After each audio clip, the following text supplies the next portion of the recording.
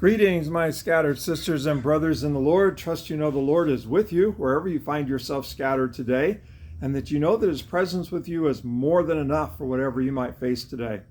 We are journeying with Jesus. He has been teaching his disciples for the second time that he is going to be handed over and that he is going to be put to death and that he is going to be raised on the third day.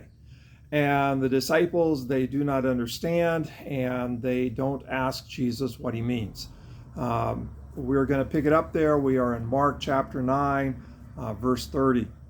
They left that place and passed through Galilee. Jesus did not want anyone to know where they were because he was teaching his disciples. He said to them, "The Son of Man is going to be delivered over into human hands. He will be killed, and after 3 days he will rise." This is the second time he's been teaching them this. But they did not understand what he meant and were afraid to ask him about it. Instead, they came to Capernaum. When Jesus was in the house, he asked them, "What were you arguing about on the road?" But they had kept quiet because on the way they had argued about who was the greatest. Now, this is just kind of mind-blowing to me that here Jesus has pulled the disciples aside for the second time, and he's trying to teach them about how he's going to bring his kingdom. They have recognized that he's the Christ, and so now he's going to teach them, this is how I'm going to bring the kingdom. I'm going to go to Jerusalem. I'm going to be crucified. On the third day I will rise. And they don't get it. They don't understand, but they're also not asking him about it. Instead, what are they doing? They are arguing about who is the greatest. Now, this is really puzzling to me because they've all just failed. They failed to cast out the unclean spirit from the boy. When Jesus taught them the first time that he was going to Jerusalem to be crucified, Peter actually tried to rebuke Jesus, and Jesus had to tell Peter, "Get behind me, Satan. You don't have in mind the things of God. You're looking at this from a very human perspective." And so what do they have to argue about in terms of who's the greatest? Maybe they're arguing about, who has spent the most time with Jesus. Maybe they're arguing about who has taken the best notes. Maybe they're arguing about who has, bought Jesus lunch lately. I don't know what they're arguing about in terms of who's the greatest, because it looks to me like none of them can actually make an argument. And it's just puzzling to me. And so then I start to realize, okay, well, wait a minute. These are actually the disciples that are arguing about who's the greatest. I would think that the Pharisees would argue about who's the greatest. The scribes, the teachers of the law, the rulers in Jerusalem, Roman rulers.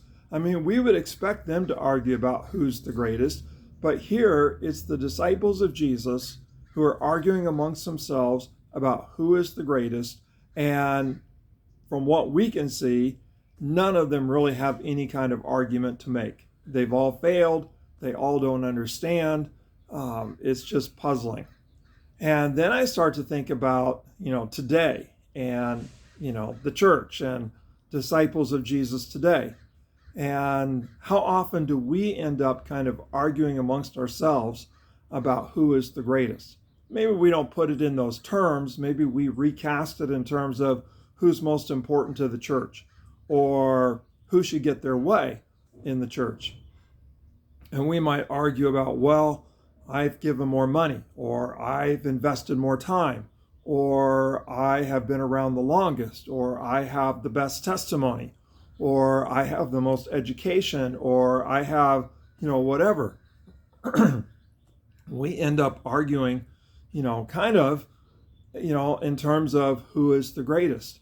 And Jesus' response is really pretty interesting. Just kind of flips everything upside down.